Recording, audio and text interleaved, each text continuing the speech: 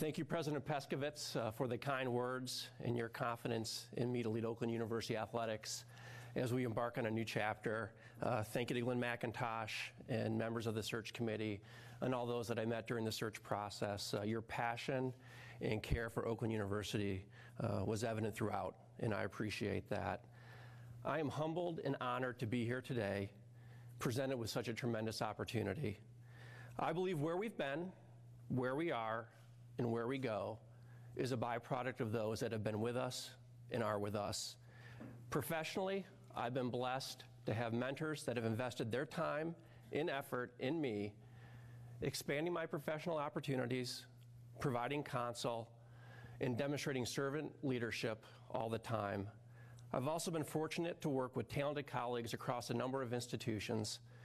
And for those that I had the privilege to serve in a supervisory capacity, I hope that I was able to contribute as much to your professional growth as you did to mine. As I shared with the search committee during the interview process, at the core of who I am are two things: my family and where I come from. When I asked Jamie to marry me, I don't think she could have ever envisioned where life's adventures would have taken us. We are thrilled to be here, and we're excited to begin this next chapter of our lives. I love you. Thank you for your unwavering love and support. Jamie played golf in college, and I see the benefits of the student-athlete experience every day. She, hands down, is the one you want in any golf scrambler competition, and I highly encourage you to invite her if you actually want to win. She's a great golfer. To our sons, Davis and Austin, I'm proud of you. I'm proud to be your dad, and I love you. And yes, this means you're getting season passes to Cedar Point. And I can't wait for you guys to get to try Red Pop, which we can't get in Lincoln, Nebraska.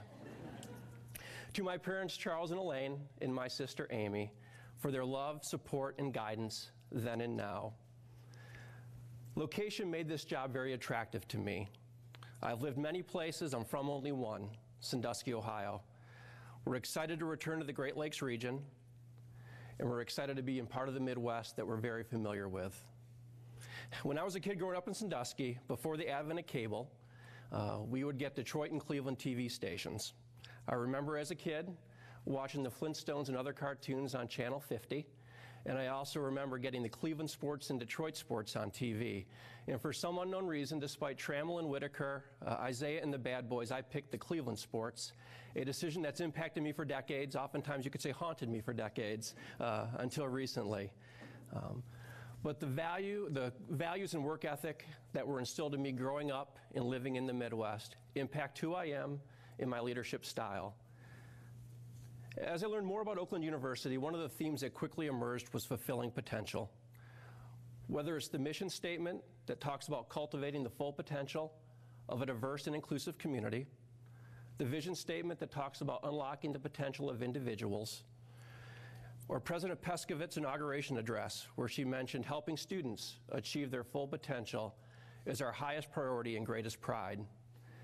The athletics department has had much success in the relatively short period of time it's been a full-time Division I member, but the potential exists for so much more success. Success that not only elevates the athletics department, but the entire university.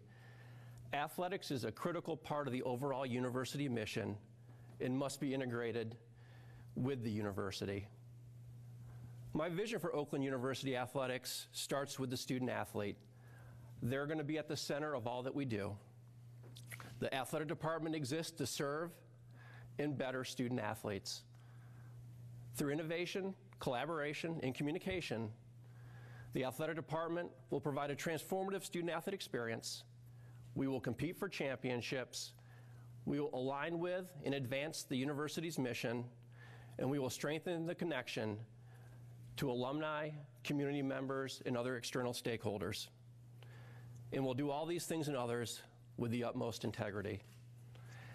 As I start the transition, I plan to listen and learn from those that know Oakland best: students, coaches, faculty, alumni, donors, community members, and others.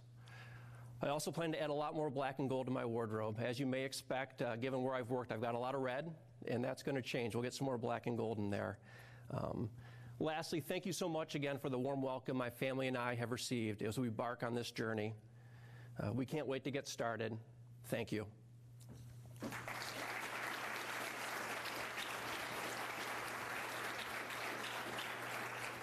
right, Steve, stay there.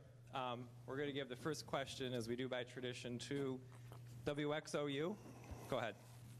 Hi, Steve. My name is Dakota Brack from WXU and the Oakland Post. I know in the former administration they had the Wear the Bear brand, and I was told that they wanted that to last about 3 to 5 years. I know you were in charge of branding at Nebraska. What kind of like licensing and branding techniques do you have in mind, if any, at this point? Yeah, I've got to listen and learn so much and understand it. And I think each institution has kind of that DNA that's at the core of what makes that institution special. And then you hope to build off the licensing and branding about using that core DNA. I got to learn that. And once I learn it and talk to folks and get a better idea, I can have a better way to figure out which way we want to go with it. But branding is so important, not only for the athletic department, but for the entire university, and to be consistent and making sure that we're all on the same message and same vision. Any other general questions, or Pat? Pat Caputo, Oakland Press. Look, all the stuff you're talking about with potential, it's gone Division I, it's had some success, but facilities, to those of us who've covered the program, is a big issue. You know, the baseball field, they could barely get a game in. There's locker room facilities, not film rooms. How are you going to upgrade the facilities? Because while they've been a Division I program, it had some Division I success, the facilities remain Division II. They haven't changed that much since the Division II days. How are you going to change that? Yeah, I met with the head coaches this morning before the press conference, enjoyed that opportunity. I told them, hey, I want to meet with them and find out from them things that we can do to help their program and help their student athletes, and I know facilities will be one of them.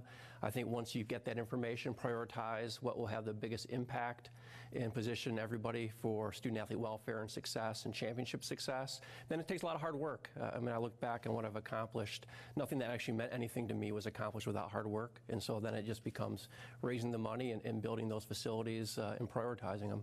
Because looking at your background here, you got a lot of Power 5 conference experience. This is a very different dynamic here. How are you going to apply some of that? And the other thing, there were studies done on hockey. You know, there's been some talk about football. Where do you stand on those different things? Sure, as far as the difference perhaps in Power 5 versus Oakland, everywhere I've been, I've never been with an athletic department that hasn't had to fit within operating limitations or budget limitations. And I've never met a coach, and I don't think I'd want to meet a coach that felt they had everything they needed to win. Every coach has wanted something more, and I respect that and understand that.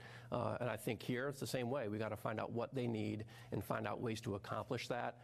Regarding hockey and football, I know that there was a report done. Obviously, I haven't started, so I have not seen that report. So I've got to look at it. I think the core is to make sure the sports we have here right now are successful and positioned to be successful consistently and legitimately across the board. Any other general questions, or if not, we'll break out for the one-on-ones. Brad, everything's good?